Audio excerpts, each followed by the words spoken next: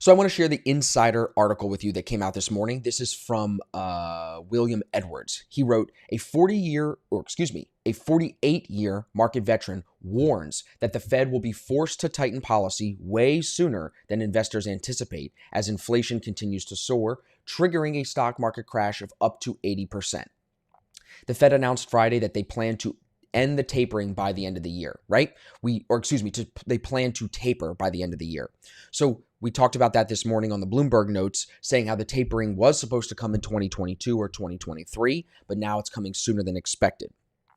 Now, the article goes on to explain, if you looked at David Hunter's Twitter, you might think he's the most bullish investor on Wall Street. He thinks that the S&P 500 is going to 5,000 in the next 2 to 3 months, a higher target than any bank on Wall Street has at the moment.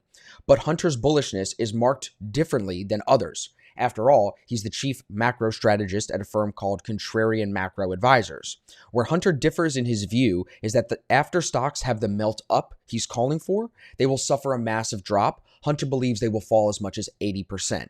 This is because the Fed will be forced to tighten its policy way sooner than investors are anticipating due to runaway inflation, he said in an interview published on August 17th.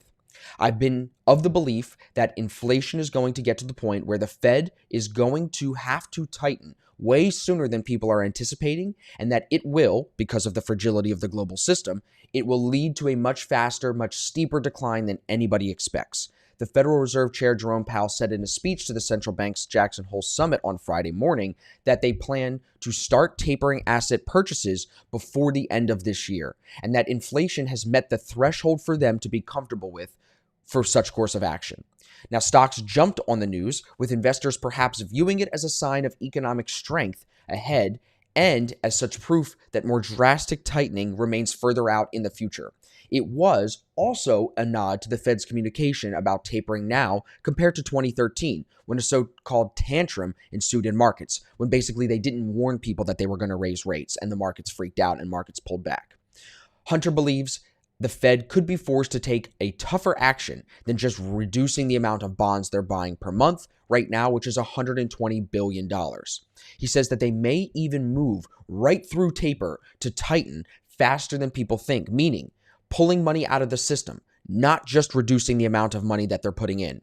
As far as a timeline goes, again, Hunter believes stocks will return sharply upwards over the next 2 to 3 months, but then inflation indicators warn, whether it's the consumer price index, whether it's the producer's price index, CPI, PPI, or the commodity prices, they will continue to jump higher than expected, promoting a serious Fed reaction than anticipated, and then stocks will drop.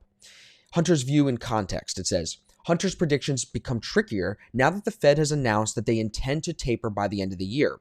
The announcement arguably bakes the expectation of tapering into investors' outlooks if it isn't already. And if you're following even me here on YouTube, you know we are anticipating them to taper sooner than it was expected. But things could still get dicey for stocks, and Fed policy could indeed tighten more than investors are expecting if inflation continues to soar past its already elevated levels. The thing about inflation is what they mean when they're talking about this inflation number. They're talking about the percentage of inflation as measured in CPI, Consumer Price Index, or the PPI, the Producer's Price Index. They're not talking about the average price of goods. The price of gas, the price of milk, the price of meat, all the prices of things that have gone up in the last few months, those prices will not come back down. Prices do not come back down just because inflation percentage comes back down. The inflation percentage, think of that as the rate of growth of those price changes. And that rate of growth can slow, but it won't reverse the things that have gotten more expensive. So if things get more expensive and the economy takes a hit, it could get really ugly really fast. And I think that's part of the thesis here from him, is that you'll see the capitulation. You'll see people realizing how bad it actually is once the Fed decides to raise interest rates. The article goes on to finish here by saying, regardless, with valuations where they are, given the low rate environment that's been in place for more than a year now, the market sits at an extraordinarily fragile position. Many Wall Street banks are predicting the S&P will close the year lower than its current level, around 4,500.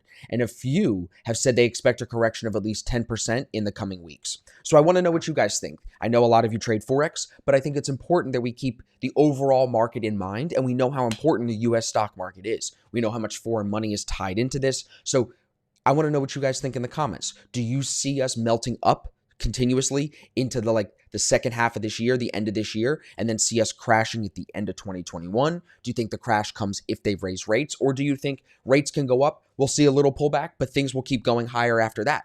I just want to know what you guys think because I'm curious to see the overall sentiment from especially people that are active traders. So if you're trading actively and you're watching markets, not just Forex, not just options, not just stocks, I want to know your thoughts in the comments. I'm curious to create a little dialogue around this topic with you guys.